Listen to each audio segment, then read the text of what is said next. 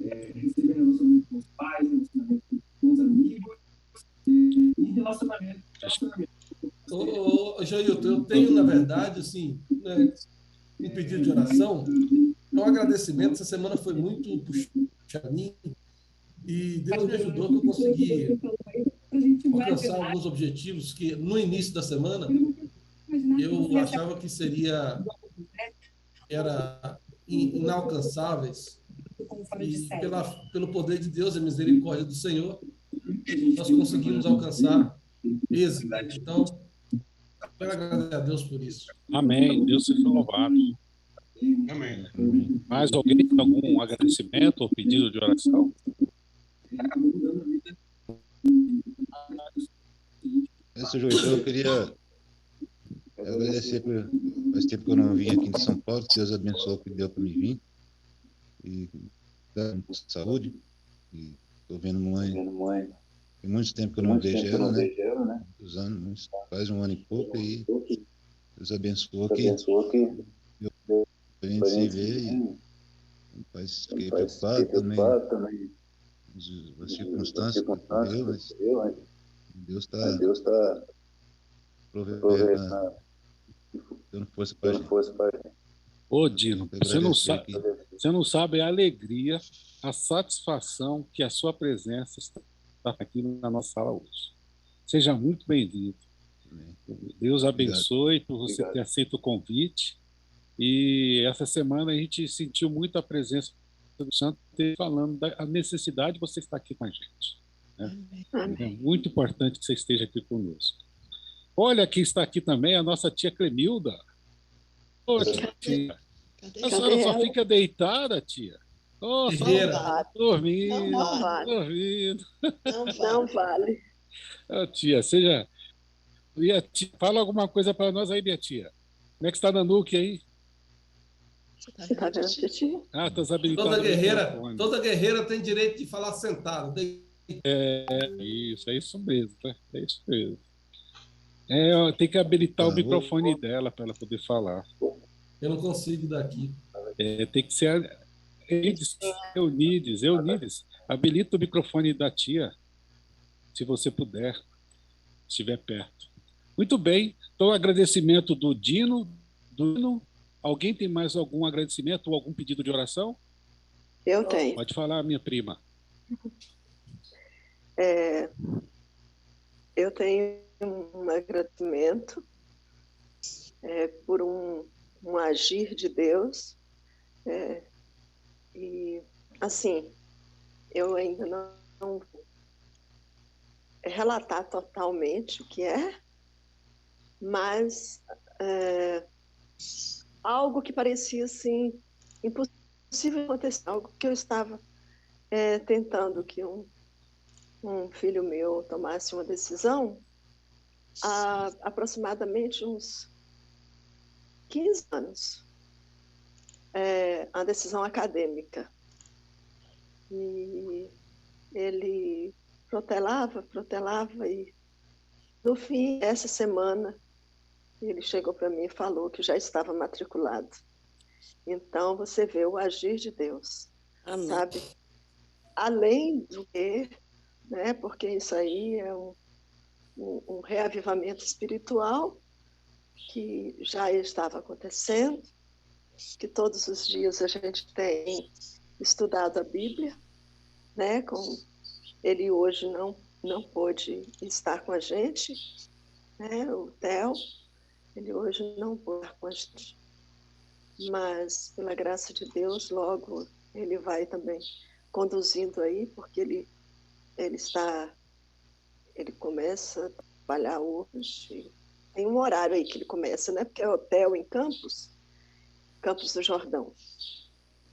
Então, eu quero agradecer porque nós, assim, toda semana a gente faz esse estudo da Bíblia e é algo assim que eu vejo o quanto que ele está interessado, que às vezes ele está cansado já do trabalho, né, 11h30 da noite, e aí ele, não, mãe, vamos, e assim, interage, pergunta as dúvidas que ele tem sobre o que ele está estudando.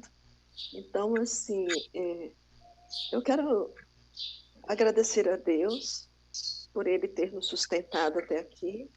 Não sido fácil, né? Meu esposo está aí, ele sabe que ele acompanha mais ou menos o que acontece e ele vê o tanto que não tem sido, né? Às vezes eu me sinto abalada mentalmente falando, mas o Senhor tem dado o suporte que a gente precisa, sabe? Então, eu queria agradecer por esse suporte que o Senhor tem dado, por essa oportunidade de a gente conhecer mais a palavra de Deus, né? E pelo Dino também ter vindo para cá essa semana. Ontem ele chegou, né? E também por essa decisão do Theo ter decidido, sabe, o que vai fazer e já ter, sabe, com tudo, assim. Então, ele está muito motivado. E é coisa do Espírito Santo, sabe? Não tem como falar, sabe, porque uma circunstância lá não está sendo legal para ele. Não é. É um agir que só o Espírito Santo pode fazer. A gente pode orientar, a gente pode estar apoiando e auxiliando, mas o trabalho é do Espírito Santo e eu quero agradecer ao Espírito Santo por tudo o que ele tem feito em nossas vidas. Amém. E às vezes também até agradecer pela tragédia, porque a palavra de Deus diz que se nós que somos maus sabemos dar boas coisas aos nossos filhos, quanto mais o Pai Celestial vos dará. Então, se ele está dando, se ele está permitindo, porque a gente sabe que o mal não vem de Deus, mas se ele permite, é para um bem maior. E eu agradeço a ele por tudo isso e continuo pedindo, porque eu preciso muito de oração, sim, e eu não estou sabendo lidar com essa situação. Tem dias que eu fico muito ruim, mas eu sei que Deus vai nos guiar como Ele tem guiado até aqui. Obrigada. Amém, amém. Mais alguém, algum agradecimento a Deus? Perfeito. Então vamos pedir, eu queria pedir para Sheila. Ô Sheila, habilita o microfone. Hoje todos só querem agradecer. E você é muito boa para agradecer a Deus por tudo de bom que Ele tem feito por nós. Ora por nós, Sheila. Amém. Deus seja louvado, santo é o teu nome, Senhor, bendito. Obrigada, Senhor. Muito obrigada, Paizinho querido, Pai amoroso. Quantas bênçãos, Senhor Jesus, porque o Senhor cuidou, Senhor, de cada um, cada necessidade, cada coração. Te louvamos, te agradecemos, Senhor, porque nós temos certeza que até o Senhor cuidou. E clamamos, Senhor, pelos pedidos que foi colocado aqui, ó Pai, o Senhor conhece cada necessidade, cada um. Nós já te louvamos, Senhor, pela bênção, Senhor Jesus. Louvado seja o teu nome, santo, bendito é o Senhor. Glórias, aleluia. Santo, santo, santo é o Senhor.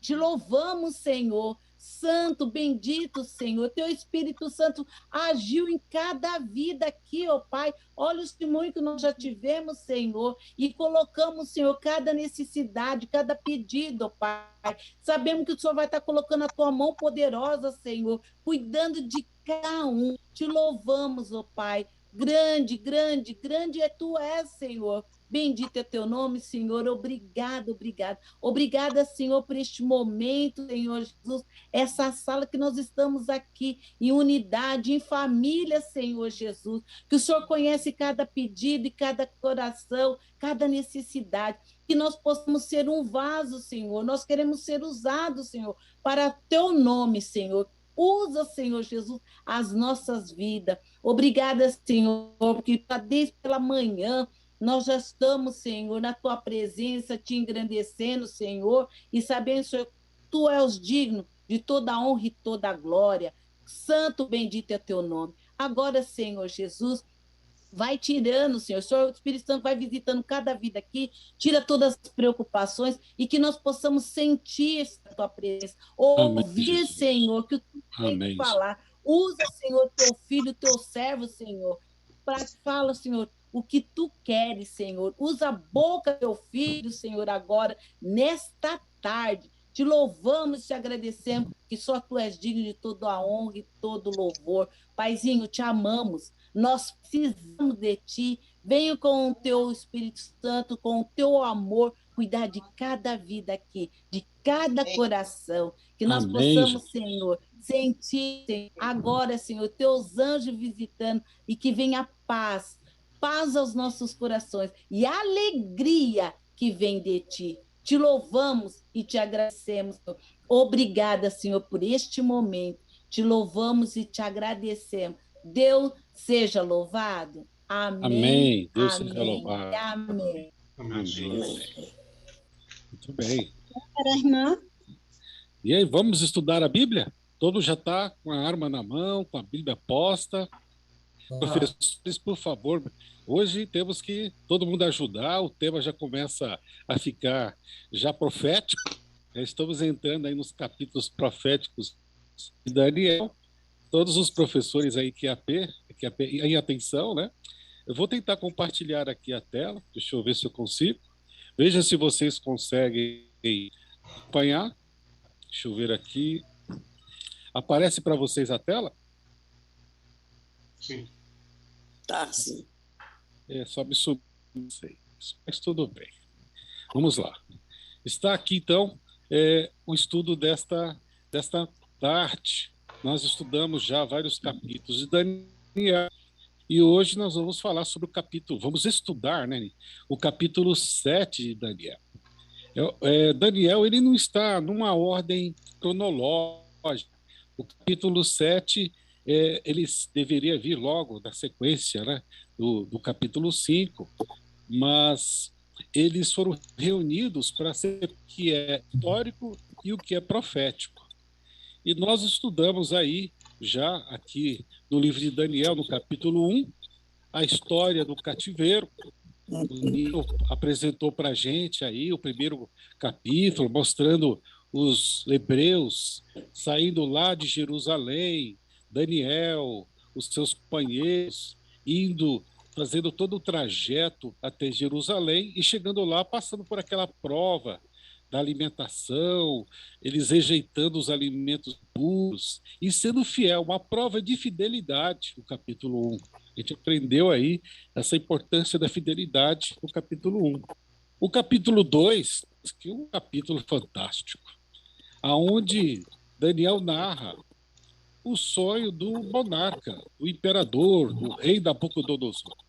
Preocupado com o futuro do mundo, ele consegue ali ver, através de um sonho, toda a história da humanidade. Só que o rei do sonho chama todos os magos, os adivinhos, os mágicos, e nada vira. Aí, então, Daniel, também ali, numa situação de decreto de morte, pede auxílio de Deus, porque ele havia dado o sonho, e ele revela tanto o sonho como a interpretação para o rei Nabucodonosor. Muito bacana. E nós temos praticamente a história do mundo em um capítulo de forma resumida, né? As principais partes dos principais impérios. Capítulo 3, a fornalha ardente, aonde é apresentada uma prova de fé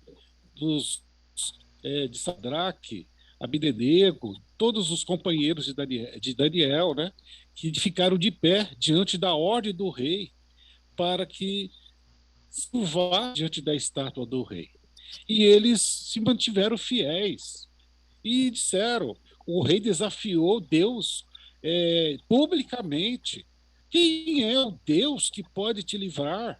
E eles responderam em formato de fidelidade: não sabemos se Deus vai nos livrar, mas saiba, tu, rei, se ele quiser nos livrar, nós não vamos ajoelhar, nós seremos fiel só ao nosso Deus. Então aí a gente vê essa experiência muito bonita, de fiel a toda prova, de Sadraque, Abdenego, e ali eles também mostram o poder de Deus entrar junto Jesus, entrar com eles na fornalha ardente, né? Muito bonito essa experiência aí do capítulo 3 de Daniel. Capítulo 4, mostrando a loucura do rei. Ele foi advertido do sonho que ele teve, a grande árvore. É o capítulo que ele mesmo é o autor, ele relata tudo o que aconteceu com ele, e ele se exaltou, deixou o orgulho dele sobrepor, e ele ficou comendo da grama, vivendo no mundo dos animais, até que ele passasse o período posto e ele se arrependesse e rendesse glórias ao Deus, ao Senhor. E o capítulo 5, a queda, a última noite de Babilônia, né? A última noite de Babilônia, 1.000 pessoas, mais de 1.000 pessoas estavam ali na sala de festas de Babilônia, no salão de festas, e aí já não estava mais Nabucodonosor, já falecido, mas Beltesazar, né, que era o segundo, já seu pai Nabonido estava fora do reino, e ele estava ali como o regente, né, o regente do Império Babilônico, mas ele faz uma grande festa, e nessa festa ele utiliza dos utensílios da casa de Deus, ele zomba de Deus, e ali a medida, né, a medida de Deus, a misericórdia de Deus, ela se manifesta através de uma mão que registra que o reino de Nabucodonosor, de Babilônia, havia chegado ao seu limite, havia sido pesado e achado em falta. Nós temos aí o império sendo destituído e assumido pelos medos e persas. E capítulo 6, nós tivemos a cova de leões, agora já do Império Medo-Persa, um desafio de Daniel, por conta dos seus adversários que criaram uma armadilha para Daniel. Diante da sua fé, da sua fidelidade em orar e buscar o Senhor publicamente, criaram uma armadilha para que Daniel fosse devorado pelos leões, e no desfecho da história, Daniel foi liberto, foi guardado pelo anjo do Senhor, ele fechou a boca dos leões e se manteve fiel, e o testemunho dele se prosperou por todo o império. De todos esses relatos, de todos os capítulos que nós estudamos, um dos capítulos que tem muita correlação com o capítulo de hoje é o capítulo 2, como vocês podem ver na animação, não sei se vocês conseguem ver e ouvir. Aqui que é a visão ou o sonho do Nabucodonosor, o momento que ele sonha com uma estátua com metais diferentes, representando os diferentes reinos do mundo: cabeça de ouro, Babilônia, o peito, Medo-Persa, o quadril de bronze, a Grécia, as pernas de ferro, Roma, os pés e os dedos feitos de barro e ferro, e uma pedra cortada sem auxílio de mão, destruindo todos os reinos. E a pedra cresceu e encheu toda a terra, representando o reino de Deus. Depois nós conversa, viu? Que eu estou assistindo aqui. E esta visão, esse sonho, tem muito a ver com o capítulo 7. No capítulo 7, nós vamos ter um detalhamento da visão, do sonho do rei. Praticamente, até agora, Daniel não havia tido nenhuma visão profética. Deus revelou apenas para ele o sonho do rei, o significado do sonho do rei e o sonho do rei. Mas a primeira visão profética de Daniel começa no capítulo 7. aonde ele já está no primeiro ano de Beltesazar, e diz o capítulo 7 que ele estava deitado. Vamos ver agora o versículo 1. Quem pode ler o versículo 1 de Daniel para a gente?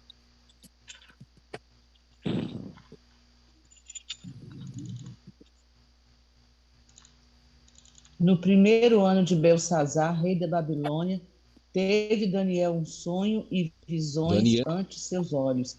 Quando estava no seu leito, escreveu logo o sonho e relatou a suma de todas as coisas. Muito bem. Então, no primeiro ano, conforme diz de Beltesazar, ele teve um sonho, visões, e ele estava no seu leito e ele escreveu, ele relatou, ele colocou a termo o seu sonho. O que foi que Daniel viu? O que ele sonhou? Quem pode ler para nós o versículo 2?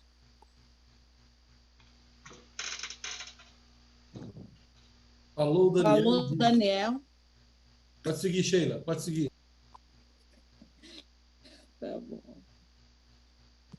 Falou Daniel e disse: Eu estava olhando na minha visão da noite, e eis que os quatro ventos do céu combatia no mar grande. Muito bem. Aí já aparece uma linguagem diferente do que nós estávamos acostumados a ver. Aparece aí uma linguagem simbólica. Falou Daniel e disse: Eu estava olhando durante a minha visão de noite, e eis que quatro ventos do céu agitavam o mar grande. E depois no versículo 3, Raimundo pode ler o versículo 3 para nós?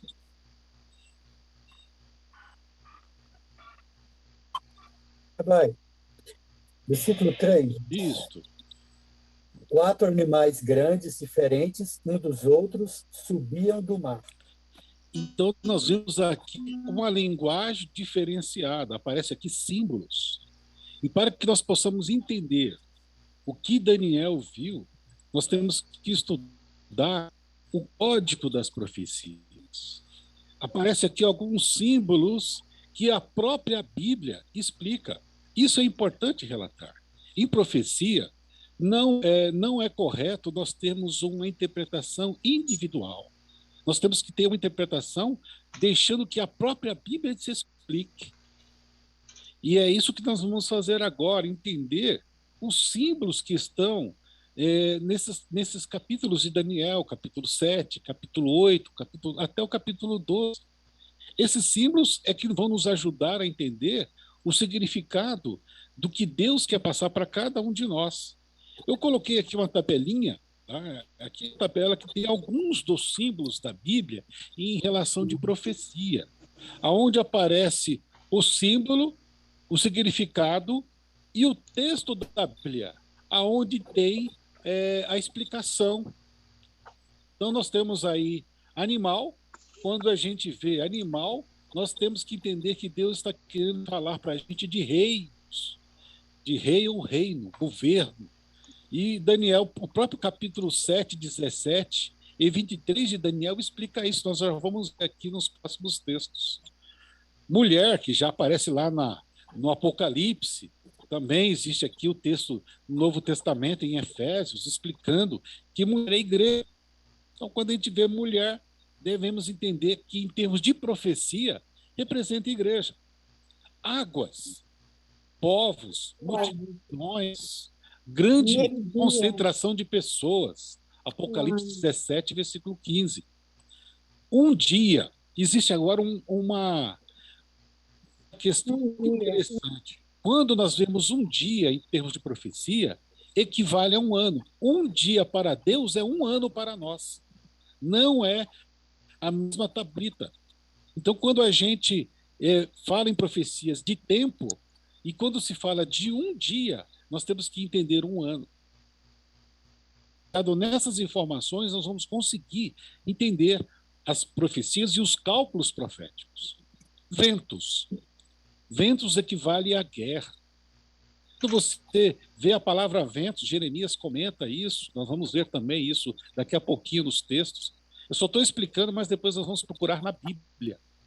Ventos guerras, acontecimentos que existem envolvido a conflitos, né? Guerras, conflitos, representa ventos. Quem quer fazer um comentário? Uma pergunta, só para a gente se contextualizar. Por que não está escrito, revelado de uma forma literal? Por que em vez de... ali a tabelinha, deixa eu voltar aqui. Deixa eu voltar, eu vou compartilhar ela novamente. Eu tirei para poder ver vocês. A minha Isso, tela. por exemplo, igreja, mulher. Mulher não é igreja? Sim. Por que lá não está escrito igreja? Por que entendeu? Entendi. Porque não está tão claro, né? Literal. Uma simbologia. Por que não está isso? Por que existe uma simbologia para se chegar a uma informação? Hoje mesmo vocês estavam falando de manhã, nós estávamos fazendo uma meditação lá na E. Carvalho, que os cristãos no passado usavam código para se identificar. Um dos primeiros códigos que se utilizaram foi o peixe, né? Um cristão ele fazia um arco e o outro completava com outro arco fazendo um peixe. Porque a palavra peixe no grego representa Jesus, Senhor Jesus, Filho de Deus, Salvador. Vejam só, por que eles faziam esse tipo de identificação? O Império Romano estava perseguindo os cristãos. Uma coisa que nós vamos ver aqui em Daniel 7:25, que ele perseguirá os santos do Altíssimo por um determinado período. E eles não podiam, como nós aqui, fazer um Zoom para fazer um estudo bíblico, ir numa igreja, falar em praça pública. Eles não podiam se manifestar a sua fé, porque eles eram presos e levados ou para ser devorados por leões, crucificados, queimados, uma grande variedade de formas de execução. Então a igreja estava sendo perseguida, e um dos maiores perseguidores da igreja é o próprio Filho de Deus. Por quê? Roma tolerava as religiões. Roma tolerou o judaísmo e várias outras religiões. Por que não tolerou o cristianismo? Eu vi uma carta escrita para um imperador de Constantinopla, e a pessoa relatava como eram os cristãos, por que os cristãos eram perseguidos, eram inimigos de Roma. E nessa carta dizia o seguinte, que os cristãos eles eram pessoas honestas, trabalhadoras, eles não eram como os judeus, não viviam em grupos, eles se misturavam com outras pessoas, e eles eram muito bondosos. Essa carta é grande, são mais ou menos 2 folhas, fazendo um relato para o imperador. E aí eu pergunto, então por que Roma perseguiu os cristãos? Porque atrás do Império Romano existia um ser espiritual que queria destruir Cristo. E ele imaginava que se ele matasse, se ele destruísse os cristãos, acabasse com a fé cristã, ele ganharia a guerra. Por isso, Deus utilizou de símbolos, assim como Jesus usou de parábolas, para que somente as pessoas espirituais pudessem entender. Jesus disse, eu falo para que somente aqueles que são do Espírito possam entender. Tá? Somente aqueles que estão ligados a Deus pudessem entender. Para que o inimigo das almas e os inimigos de Deus não destruísse, não acabassem com aquilo que Deus tinha revelado. Nino, Ailton, quer complementar alguma coisa? Joito, está perfeito, é isso mesmo. E nós estamos num grande conflito, né, entre o bem e o mal. A Bíblia foi muito perseguida, né? Então, principalmente a parte profética, ela teve que ser velada no sentido de que os códigos, né, internos aí, e o próprio livro de Daniel fala que ele seria aberto só para o tempo do fim. Então, teve muitos anos, ficou fechado esse livro. E ainda tem gente que não entende muita coisa. E a gente vai ver que um dos motivos foi exatamente para preservar a própria verdade e para preservar a ponto de chegar aos nossos dias, né? Alô? Está perfeito o que vocês falaram. Só acrescento um detalhe que a gente vai ver mais para frente, que existem coisas que Daniel entendeu, existem coisas que Daniel não entendeu. Nem o próprio Daniel entendeu. E a revelação ela foi sendo dada à medida que foi sendo necessária para o povo. Deus foi dando ela. Então, nós vamos estudar aí nos capítulos para frente, em 8, 9, que chegou um momento que Daniel ficou atônito, porque ele não entendeu aquilo que ele estava vendo. Ele ficou preocupado. O que é isso, o que é aquilo? Então, assim, aquilo que Ailton já falou, não quero repetir, mas uma das parábolas também é a parábola do tesouro, né, escondido. Foi lá, achou o tesouro, vendeu tudo que tinha e foi buscando mais, para cavar mais, para buscar mais. Então, isso faz parte também da palavra de Deus, você buscar, estudar, entender mais. E nem tudo que nós estudamos hoje de profecias estão completamente revelados. Existem algumas coisas que ainda, principalmente no livro de Apocalipse, alguns detalhes que ainda Daniel também tem, principalmente capítulo 11, né? Alguns detalhes que a gente não tem uma definição completa, mas na hora certa, aquilo que é necessário para a nossa salvação, muito bem revelado e muito bem claro. É isso aí. Posso fazer uma colaboração? Por favor, irmão. Então, a maioria dos símbolos que você falou aí está em Apocalipse, e nós sabemos que o apóstolo João, ele era prisioneiro na ilha de Patmos, e quando ele enviava essas cartas, principalmente para as igrejas ou para os cristãos, então ele tinha que escrever em símbolos, porque todas essas... É como hoje na prisão. Você vai mandar alguma coisa para fora, alguém vai olhar o que você está enviando. Então, se ele colocasse, por exemplo, a igreja, colocasse quem era o dragão e tal, quem ele citasse tudo isso, essas cartas não iriam chegar ao seu destino. Então, o que ele fazia? Ele colocava em símbolos, mas os cristãos que estavam fora da ilha de Patmos, eles sabiam o que o apóstolo João queria dizer. Perfeito. E você falando nisso, eu me lembrei de um período. Teve um período da minha vida que eu trabalhei em presídio. Eu trabalhei no presídio, dos maiores presídios da América Latina, na Casa de Detenção de São Paulo. E lá nós tínhamos uma população gigante. E eles tinham um código de linguagem deles. Que fosse revelado aquilo que eles estavam tramando, se nós pegássemos um papel, alguma coisa assim, a gente tinha que buscar uma decodificação, entender o que eles estavam fazendo. Assim como nas guerras, nós tínhamos o código Q, outros códigos de criptação que faziam com que o inimigo não adivinhasse ou não soubesse a estratégia. E na vida cristã, nós estamos numa guerra espiritual, uma verdadeira guerra espiritual, onde os cristãos estavam sendo perseguidos arduamente pelo poder romano, sem motivo, voltando novamente, mas porque existia um poder espiritual atrás do governo romano querendo exterminar com os cristãos. E Daniel, ele estava muito à frente das profecias. O que ele estava escrevendo era por uma boa parte ainda ia acontecer. Nenhum profeta, ele profetiza o passado.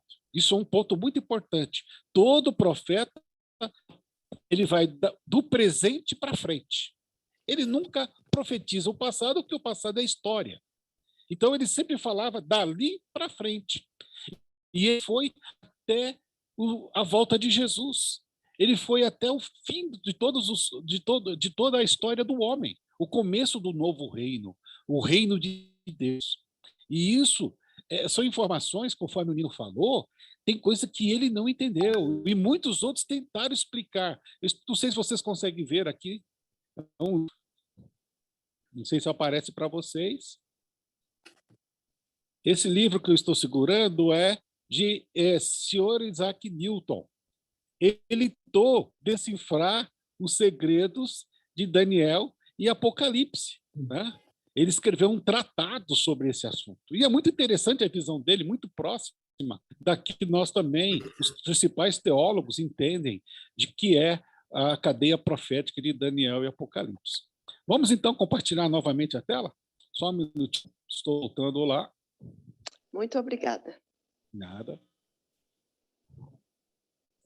Vocês conseguem ver o slide? Sim. Só perguntando uma dúvida aqui, seu Joel. Pois não. Daniel era antes de Cristo, depois de Cristo? Ele era antes de Cristo, bem antes de Cristo. Ele estava, Daniel, ele estava cativo em Babilônia. O que acontece? Os judeus, eles foram à Terra Prometida, aquela terra que tinha sido prometida para Abraão, mas quando chegaram na Terra Prometida, mesmo passando as advertências, Deus advertindo o povo para que obedecesse, para que fizesse o que é correto, o povo desobedeceu. O povo se afastou totalmente de Deus. E aí Deus tinha prometido, ele tinha feito uma aliança com eles iam ter aquela terra, mas se eles fossem obedientes, se eles fossem fiéis. E eles começaram a adorar os mesmos deuses das terras que eles tinham conquistado. Começaram a adorar a Dagon, a Baal, a Ista, um monte de Moloque. Por exemplo, Deus Moloque é uma coisa horrível. Deus Moloque, ele era um Deus que você colocava uma criança para ser ali assada. Né? Era uma coisa horrível, aquelas coisas. Baal tinha sacerdotisas, né? O próprio livro de Reis fala de Elias, do momento que ele desafiou o rei Acabe por conta do culto a Baal, um poste ídolo. Tinha mais de 450 sacerdotes, fora as sacerdotisas, as mulheres que mantinham relações sexuais. Olha só como é que era o culto a Baal. Você tinha um homem sexual, né? As sacerdotisas se relacionavam com os adoradores. E o povo estava dividido entre Deus e Baal, Deus e Baal. E Deus foi dando chance, até que a misericórdia de Deus falou: vocês precisam ir para o cativeiro, vocês precisam entender que vocês estão adorando coisas, são ídolos que vocês fizeram com as próprias mãos. Que isso que vocês estão adorando não tem valor, é madeira, é pau, é ferro. Eu sou o único Deus. E Daniel está aqui, no cativeiro babilônico, um dos primeiros impérios universais que é relatado na Bíblia. Tivemos antes outros, mas a Bíblia começa sempre do presente, né? Como Daniel está vivendo em Babilônia, ele não fala dos anteriores, ele fala a partir de Babilônia. Entendeu, Nino? Então ele é bem antes de Cristo, tá? Entendi, sim. Beleza? Okay. Tranquilo? Obrigado. Tranquilo. Então vamos lá. Obrigado. Voltando aqui, nós estávamos mostrando a tabela. Vocês estão olhando aqui a tabelinha que nós estávamos explicando. E vamos falar agora dos símbolos que estão nos versículos. Né? Ele disse que ele teve um sonho. Né? No versículo, deixa eu voltar um pouquinho.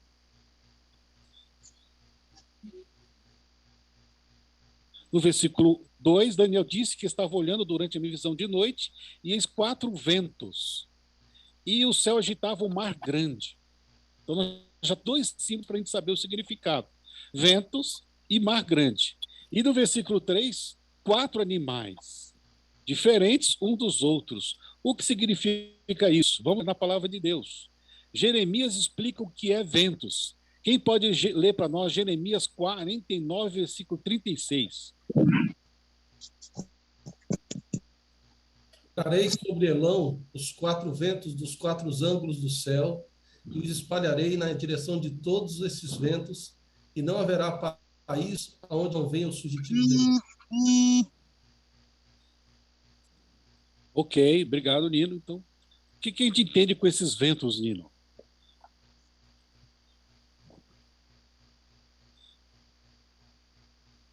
Opa, vocês estão me ouvindo? Os ventos indicam conflitos, né? Movimentos diplomáticos, bélicos, políticos. Está aí na tela aí. Exatamente. Representa exatamente isso. O que mais a gente encontrou aqui no texto? Ele fala, além dos ventos, de mar. Né? O que representa o mar? Apocalipse 17, 15. Elias para nós? Apocalipse 17, 15. O que fala sobre água, sobre mar? Falou-me ainda: as águas que viste, onde a meretriz está assentada, são povos, nações, multidões e línguas. Obrigado, Elias. Então, quando a gente entende de águas, de mar, de uma concentração grande de água, ele do que, conforme o texto, povos, multidões, nações e línguas. Tá ok? Muito bem. E temos aqui animais. Né? O que são animais? Ruth, pode ler para nós Daniel 7,17. O que representa? O próprio Daniel, ele recebe uma explicação do que seriam os animais. Então, 7,17 e o 23. O que diz aí? Estes grandes animais, que são quatro reis que se levantam da terra. O quarto animal terá um quarto reino na terra. Opa! Então nós já conseguimos decifrar os símbolos, os primeiros símbolos que apareceram no texto dessa profecia, dessa visão de Daniel. Então apareceu ventos. Os ventos são guerras, conflitos, mar, uma grande multidão de pessoas. O mar grande, muitas vezes, é considerado o mar Mediterrâneo, aquele qual banhava ali aquela região da Médio-Pérsia, da Terra-média, né? Da Mesopotâmia. E os quatro animais, nós vemos aqui que são governos, são reinos. Então, nós já estamos decifrando o código bíblico, o código da profecia, os primeiros símbolos que nós estamos interpretando. Ventos, conflitos, nós temos outros textos falando de ventos, tá? Nós temos outros textos falando de água e também de animais. Mas agora vamos ficar nesses, para que nós podemos, a partir desses, entender o que Daniel estava vendo. Né? Então, o que ele viu? Né? O que diz aí, Daniel 7, versículo 4. Quem pode ler para nós?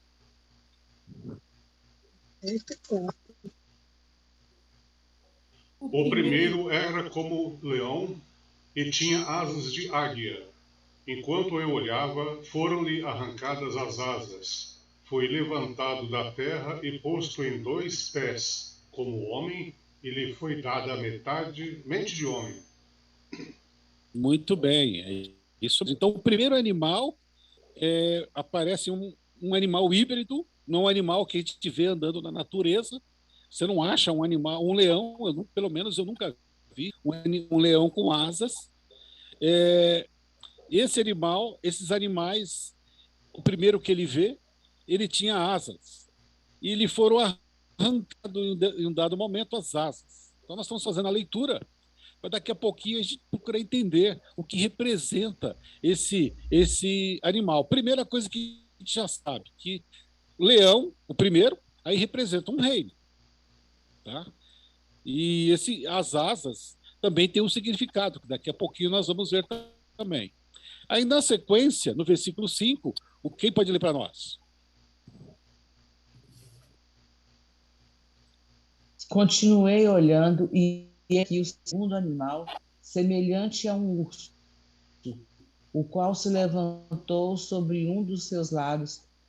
Na boca, entre os dentes, trazia 3 costelas e lhe diziam: levanta-te, devora muita carne. Muito obrigado. Então, o segundo animal agora, segundo o desenho que nós estamos vendo aqui, essa representação, era um urso. E esse urso, ele tinha 3 costelas na mão, na boca, e ele recebe uma ordem de devorar muita carne. Diante do que nós estudamos sobre símbolos, que nós podemos entender que esse urso seria um segundo reino. Agora, o que seriam essas costelas? Na boca. Algo a se pensar. Né? Vamos ver mais agora o 7, versículo 7. O que diz aqui sobre o terceiro animal? 7, versículo 6, desculpe. Depois disso, continuei olhando, e eis aqui outro, semelhante a um leopardo, e tinha nas costas 4 asas de ave. Tinha também este animal 4 cabeças, e foi-lhe dado domínio. Esse aqui é um dos animais que eu acho mais bonito. Um leopardo, é estranho, né? Estranho, mas com asas e cabeças. Então, nós temos aqui um Um animal representa um reino. Agora, por que ele tem 4 cabeças? E por que ele tem asas? Né? Isso é algo que nós também vamos pesquisar. Nós vamos ter que descobrir, usando a palavra de Deus, a palavra profética. E o 4º animal, que é o último animal que ele viu, como é que ele é esse animal?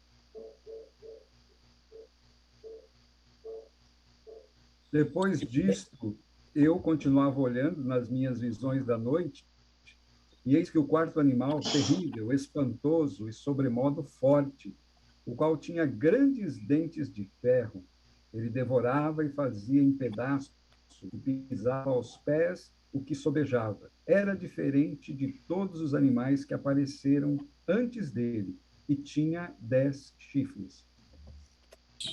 De todos esses, os outros todos tinham semelhança com algum animal que existia na Terra, apesar de ser híbrido, diferente. Agora, esse aqui, totalmente diferente.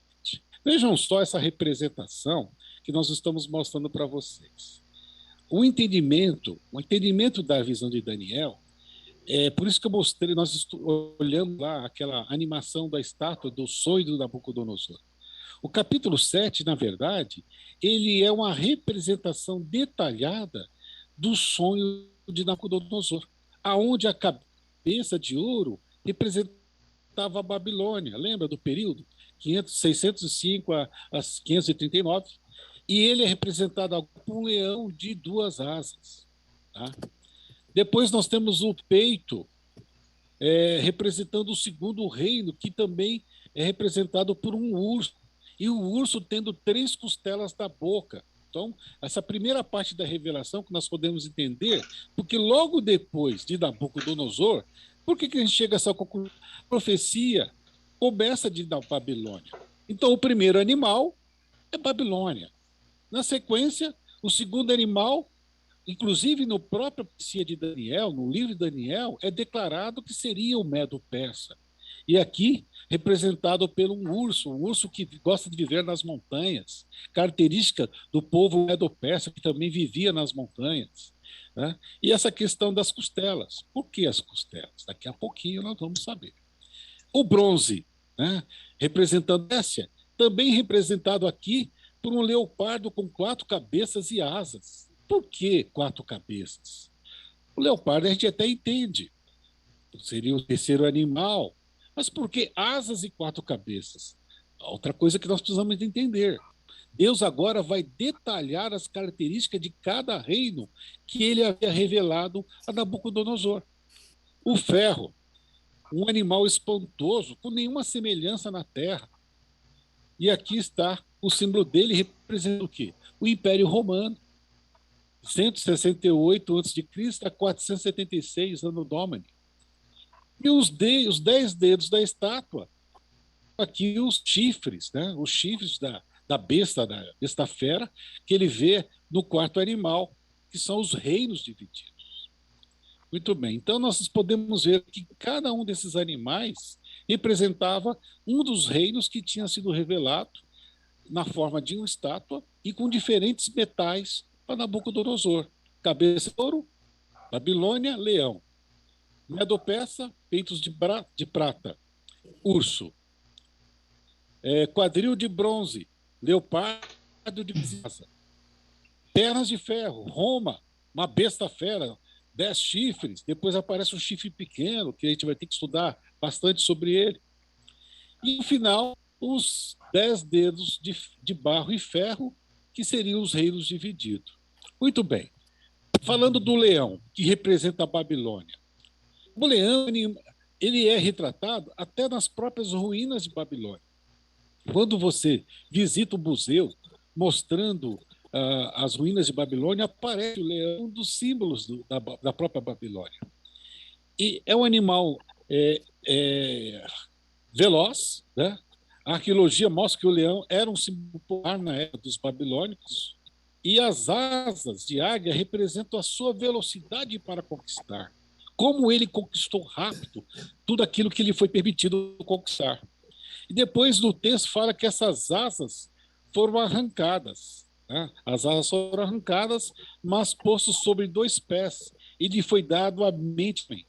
que mostra aquele período que nós estudamos, quando Nabucodonosor ele deixa o mundo dos homens, vai comer mato, vai comer capim, porque ele havia se orgulhado e não tinha adorado ou dado a honra a Deus, que era o verdadeiro Deus, o Criador de todas as coisas, e que tinha dado o poder para ele de conquistar aquilo que tinha conquistado. Né? Então, o leão, no caso aí, ele representa a Babilônia. Na sequência que nós estudamos, o urso, período 589 a 331, é um império duplo, não é apenas um império, é Medo e Persa. Levando-se um lado, Dario governou no início para as maiores conquistas realizadas por Ciro. As 3 costelas representam os reinos que foram derrubados pelo Império Medo-Persa, que é a Lídia, em 547, Babilônia e o Egito. Então, a ordem foi dada ali no texto que ele pudesse comer muita carne. Eles destruíram praticamente essas 3 nações durante o período em que o Império Medo-Persa teve domínio sobre aquela região. E o terceiro animal, o leopardo, na sequência do sonho de Nabucodonosor, representava a Grécia. A Grécia, com várias asas, o leopardo, porque ela estou muito rápido. Né? Um dos grandes imperadores gregos, vocês se lembram dele? Alexandre o Grande. Ele conquistou muito, ele conquistou o mundo inteiro em pouco tempo. Ele morreu com poucos anos. Ele tinha quantos anos? 33 anos. 33 anos. E ele já não tinha mais o que conquistar diante dos civilizados. A história conta que ele, devido a essa situação, ele entrou em depressão e começou a beber, até que não teve jeito, morreu. Dizem também que quando ele morreu, ele pediu que a mão dele ficasse fora do caixão, fora da urna mortuária, para mostrar para o mundo inteiro que ele tinha conquistado tudo, mas não levava nada para si. Agora, e as 4 cabeças? Sabe por quê? Quando ele morreu, o Império Grego foram dividido em 4. Cada general do exército de Alexandre ficou com um pedaço. Cassandra ficou com a Macedônia. Lisímaco pegou a Trácia e parte da Ásia Menor. Ptolomeu pegou o Egito, a Palestina e parte da Síria. E Seleuco, parte da Ásia Menor, Síria e regiões do Oriente. Vejam só como é preciso. Deus agora estava dando detalhes de como seria cada império. E aconteceu perfeitamente dessa forma. Vocês terem uma ideia, quando Alexandre morreu, eles destruíram todos os descendentes de Alexandre. E a profecia, o anjo fala, quando nós fomos estudar o capítulo 8, 9, que o anjo vai dizer que nenhum desses generais, desses reis que iam dividir o Império Grego, iam ser descendentes do primeiro. E foi exatamente dessa forma. E, por último, nós temos aí o 4º animal, né? O animal espantoso, né? Conforme diz aí, sem precedentes, um animal parecendo um dragão com vários chifres, e cada um desses chifres, estávamos olhando aí um estudo, tanto de Newton como dos historiadores, eles colocam esses chifres, né? Isaac Newton também fez um relato, na página 56, ele relata, no tratado dele de Apocalipse de Daniel, quem foram as nações que, com a queda do Império Romano, né? Existe uma pequena diferença entre o que os historiadores dizem e o que Newton diz, mas é muito, muito, muito próximo, né? Ele coloca aqui os vândalos, os suevos, os visigodos e assim por diante, os francos que deram, esses foram os nomes originários deles, por exemplo, os francos seriam os franceses, e assim por diante, os álamos, os alemães, e aqui são os povos, os bárbaros que invadiram Roma e criaram a Europa, a União Europeia. Né? Então, esse dragão, né, esse 4º animal, com toda essa característica que Daniel fala, representa o Império Romano. E, na sequência, né, com a queda do Império Romano, há os países que seriam de barro e de ferro. Né? Lembra lá da visão de Daniel, o sonho do rei Nabucodonosor? Os pés da estátua, uma parte era de barro e outra era de ferro. Tá? Algum comentário antes de a gente falar do chifre pequeno? Gente, seguinte. O Joito está falando, eu estou vendo aqui na Wikipédia. Tá? Muita coisa para a gente aprender. Eu estou vendo aqui que a Lídia é onde inventaram as moedas. Né? E assim, um monte de coisa interessante tem para se aprender. Nunca acaba o conhecimento. Obrigado. Vocês estavam vendo os slides conforme eu estava mostrando ou só eu estava falando aqui? Não, a gente está vendo. Eu estou vendo. Bom, beleza. Então, eu vou parar um pouquinho o compartilhamento. Mais algum comentário que vocês queiram fazer sobre esses reinos, os animais? Fiquem à vontade, gente. Não, Joel, você está certo aí. Eu também estou acompanhando pela Bíblia de Estudo Emprego, uma Bíblia missionária que tem aqui, bate tudo com a história. E quando você fala sobre Isaac, a própria Ellen White fala que a gente teria que estudar muito Daniel e Apocalipse, bastante, porque cada vez que a gente estuda Daniel e Apocalipse, a gente acaba aprendendo mais e mais e mais. E nós vemos na história que foram 10 reis, aqui que seriam os reinos europeus, e, no entanto, você vê que eles não conseguem seguir, eles começam a cuidar outros reinos, a chamar outros reinos para se acoplar a eles. Mas está correto. Muito bem. Pois não, fala.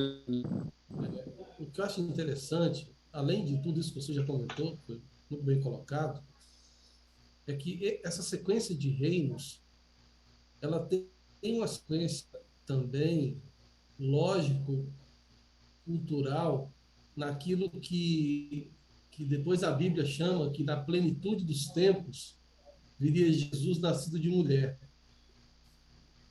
A vinda do Império Grego antes do Império Romano, a helenização, a cultura grega que transforma, que acaba, que Alexandre faz com que o Império Grego, né, acaba disseminando o mundo inteiro.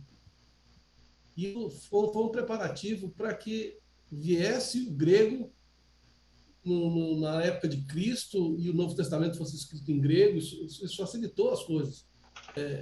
Depois veio o Império Romano, dando segurança, dando paz, dando condições de vias, melhorando as estradas, melhorando a forma estrutural. Então, assim, quando a senhora White fala também que tem um capítulo no Desejar de Todas as Nações, na plenitude dos tempos, justamente Jesus veio naquela época, mas a gente percebe que a própria história, os próprios reinos proféticos foram se preparando para que esse momento que Jesus viesse, nessa época, pudesse acontecer de um momento pleno, na plenitude dos tempos. Perfeito. E é tão exato que você lê Daniel e vê essa precisão. Por exemplo, nós vamos entrar agora nas partes mais complexas da profecia. Até agora, nós conseguimos entender, fizemos associação com o sonho de Nabucodonosor, o primeiro império babilônio, e fomos colocando as sequências. Agora, Deus ele vai, como um cirurgião, dando detalhes e mais detalhes a partir de agora. Deus vai falar, por exemplo, detalhes da ponta pequena, de como o Império Romano ia ser, quando ele ia cair, de como ia ser isso, que poder estaria ali subjugando os santos do Altíssimo, as características de tudo isso.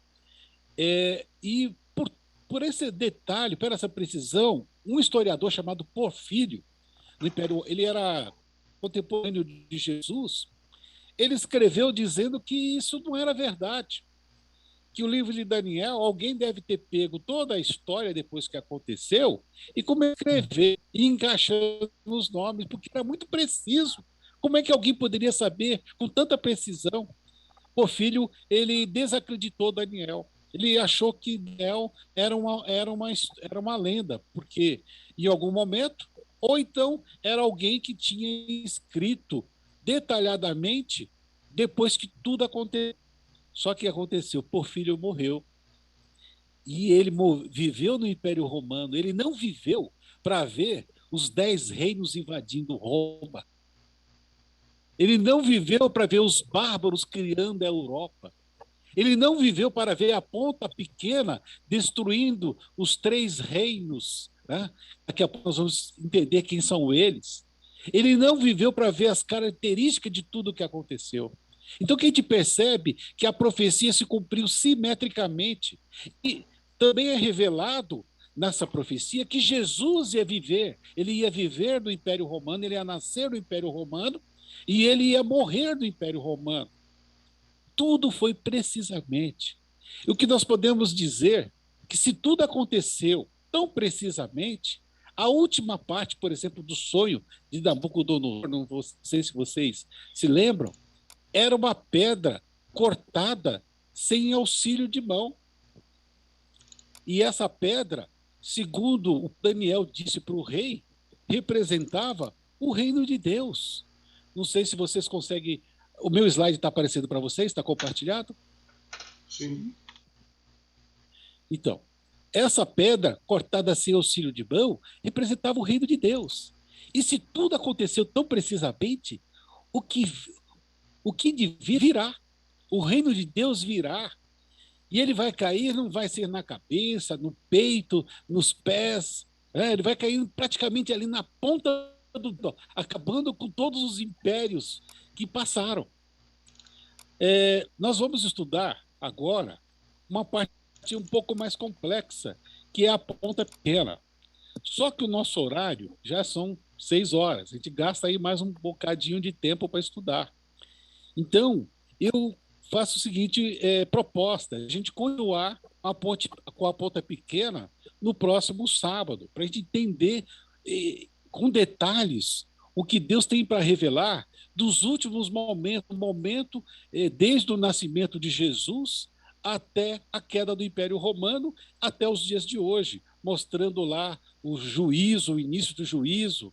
Podemos fazer dessa forma? Perfeito, Joilton, perfeito. E vamos agora, para terminar o nosso estudo... Exige um pouco mais de atenção, de concentração. Senão vai ficar muita coisa para a gente num momento só. Agora eu vou convidar o Isaac, meu tio Isaac, para louvar a Deus. Ele tem mensagem musical para cada um de nós. Não sei se vocês conseguem ouvir o áudio.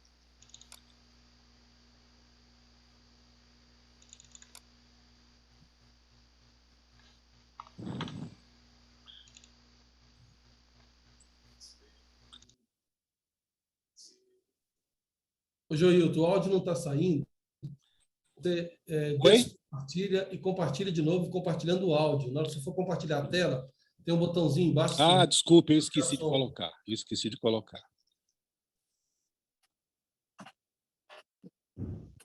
Eu tenho que compartilhar o som e a animação.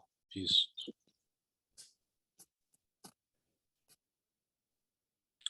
O áudio?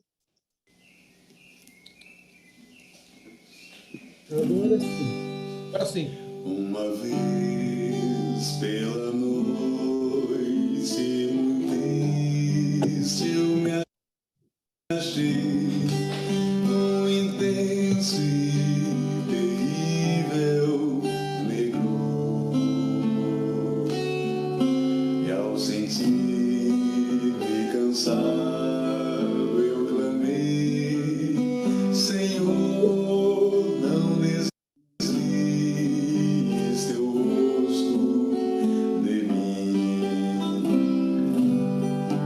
Minha mão em tua mão quero ter ao seguir, daqui ao distante lar.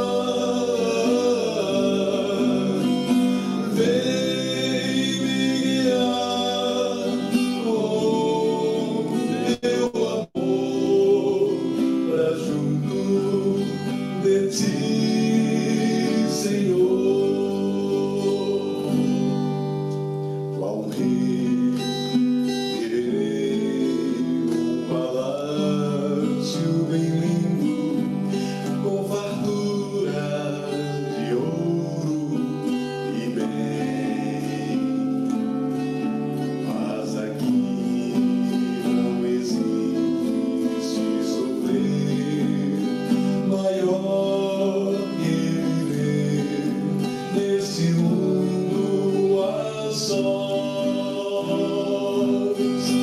Minha mão em tua mão quero ter ao seguir daqui aos instantes lá. Vem me guiar com teu amor pra junto de ti, Senhor.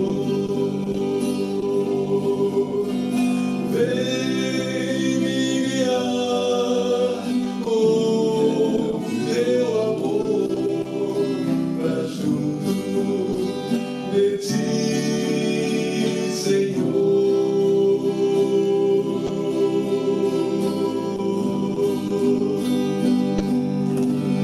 Amém. Amém. Deus seja louvado. Eu gostaria de pedir o Ailton que nos despedisse em oração.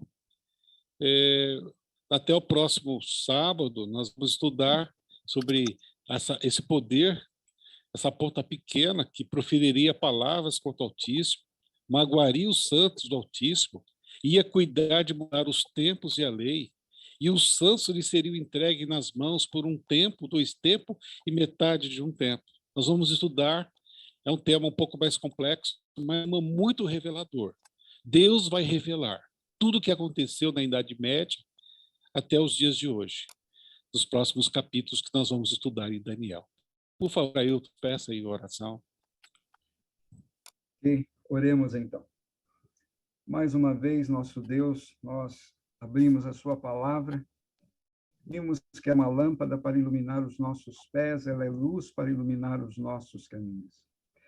Quando nós estudamos profecias, ó Pai, nós percebemos que o Senhor está no comando, que o Senhor é soberano, que o Senhor revelou aos teus filhos, através dos profetas, aquilo que vai acontecer. E isso nos dá uma segurança, nos dá certeza de que tudo está sob seu controle, sob seu comando. Nada acontece que não esteja sob a sua poderosa mão. Amém. Então, se o Senhor comanda a história, quanto mais a nossa história, a história individual de cada um de nós. Por isso é muito bom escolher o Senhor como Senhor da nossa vida, como nosso Deus, e entregar a nossa vida em tuas mãos. Amém, Jesus. Para que o Senhor nos dirija os passos, para que o Senhor nos conduza com seu braço forte, para que o Senhor nos sustente com a sua mão, para quando nós estivermos vacilantes, o Senhor nos erguer como um pai que cuida ali de uma criança, de um filho, como uma mãe que cuida, que ampara, e a gente tem essa certeza, Pai. Estamos iniciando uma nova semana, nós não sabemos aquilo que vai acontecer, mas o Senhor estará conosco, porque a tua promessa é que o Senhor não vai nos desamparar, o Senhor não vai nos abandonar. A tua palavra diz que o teu amado nos tem escrito nas palmas de suas mãos. Por isso, nós entregamos a nossa vida ao Senhor. Aconteça o que acontecer, que nós estejamos ao seu lado, pois quando estamos ao lado de Jesus, não há o que temer. Por isso, Pai, fica conosco. Abençoe esse grupo, abençoe aqueles que se manifestaram apresentando aqui seus pedidos, suas necessidades. Lembramos daqueles que estão aí precisando da tua bênção, da tua unção, de maneira especial. Lembramos da Juliane, ó Pai, que o Senhor esteja com ela. Amém, Jesus. Cuidando dela, Pai, é uma filha tua, uma pessoa que nós amamos, e nós pedimos que o Senhor possa libertá-la das garras do mal. Amém, Jesus. Abençoe, ó Pai, também aqueles que estão no vale da decisão, para que possam ser influenciados pelo teu Santo Espírito.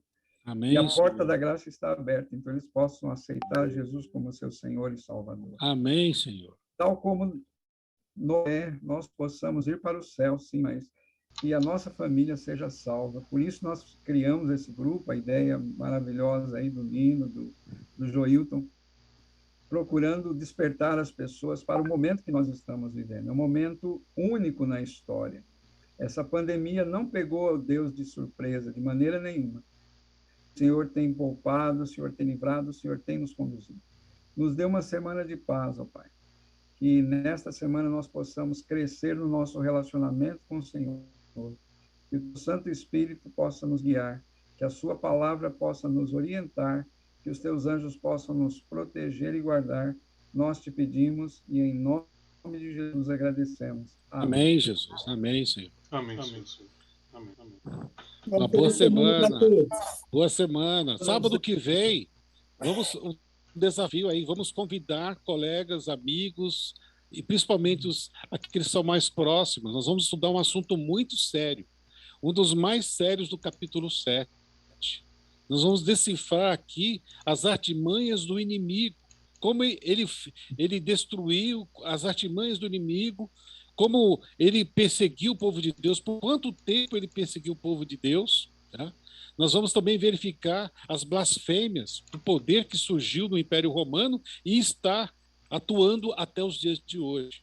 Então, é um assunto muito sério. Vamos convidar as pessoas, vamos participar. Eu vou deixar um PDF no grupo já sobre o que nós vamos estudar no próximo sábado, tá? Daniel capítulo 7, capítulo 8, para que nós possamos inteirar do assunto e a gente aprofundar bastante no próximo encontro. Agradecer o tio Isaac aí pela mensagem maravilhosa, já está convidado para o próximo sábado, já vai preparando outro vídeo. Olha que está aqui Henry Richard. Esse aqui, o Theo. Muito obrigado pela sua presença. Deus te abençoe, tá? Deus te abençoe. Nós estamos muito felizes aqui com a sua presença. A prima Ruth está aqui, o Dino também está aqui. Estamos sentindo a falta do Juraci, estamos sentindo aqui a falta do Silmar, da Ali, né? Vamos chamar esse povo aí. Amanhã eu convidei o Estélio talvez esteja com a gente aí no próximo sábado, mas eu não lembro de todo mundo. Vamos calhar. Nós temos que falar desse evangelho a tempo e a fora de tempo. Esse é o momento de a gente se voltar totalmente para Deus. Nós fazemos parte, eu e a Sheila, de um chamado Grupo Policiais de Jesus, que são policiais de diversas religiões, de entidades, e nós estamos falando essa semana, eles estão sentindo, os coordenadores estavam sentindo, e eu achei muito interessante como ele se manifestou. Nós estamos sentindo que algo vai acontecer em termos de reavivamento espiritual.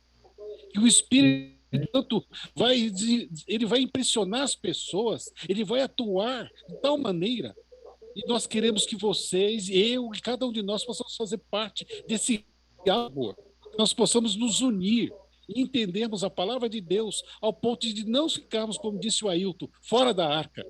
Nós possamos estar dentro dessa arca da salvação, que nos levará às mansões celestiais. Que Deus abençoe a todos, uma ótima semana para todos. Joilton, só complementando, o Papa falou essa semana no jornal, ele pedindo que as igrejas se unissem.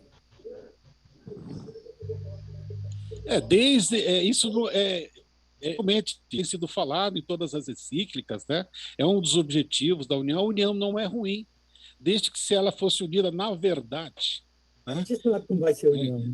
Na verdade, não é ruim. O ruim é quando a união não é... Jesus, ele sonhou com a união, mas na palavra e na verdade. Mas se não for na palavra e verdade, ela vira perseguição.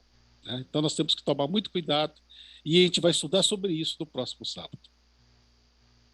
Deus abençoe a todos. Valeu, Isaac, pelo quarteto, né? A foto, Nino, a foto. Então, vou tirar a foto, verdade. Todo mundo aí, ó, vamos pentear o cabelo aí, sentar direito aqui. Compartilhamento de tela para pegar todo mundo. Eu tirei? Não. Para tirar. Aí, agora sim. Agora vai com gosto, hein? No 3. 1, 2, 3. Ô, Nino, valeu. Fiz o quarteto aqui rapidamente e deixei no começo lá o canto da Sabiá. Quando eu comecei a tocar o violão, a Sabiá começou a cantar comigo. Olha aí. Lindo. Aqui é cheio de pássaros. Lindo. Estou muito bom. Depois eu mando um videozinho para vocês aí. Meu microfone também ficou aberto, acho que vocês estavam me ouvindo uma hora que eu estava. Foi muito bom, essa música é muito bonita, né? Ô, Joilton, eu achei interessante o grupo. desse aplicativo, viu? Muito interessante. Não tem distância mais, né? Graças à tecnologia, né? Ô, Dino, Obrigado pela oportunidade, viu? Sábado que vem, contamos com você. E eu queria que você me fizesse um favor, convida a Bárbara. A Bárbara não estava aqui conosco hoje, o convite foi para ela. Tá bom? Me convoca a Bárbara para estar conosco aqui hoje, no próximo sábado. Tudo bem, senhor. Acho que dá tempo. Sábado, velho. Tá bom. Até mais, um forte abraço. Deus Feliz semana para todo vai mundo. dar certo, sim. Feliz semana para todos. Feliz semana. Se Deus quiser, vai dar tudo certo. Muita saúde. Muita saúde principalmente para todos, viu?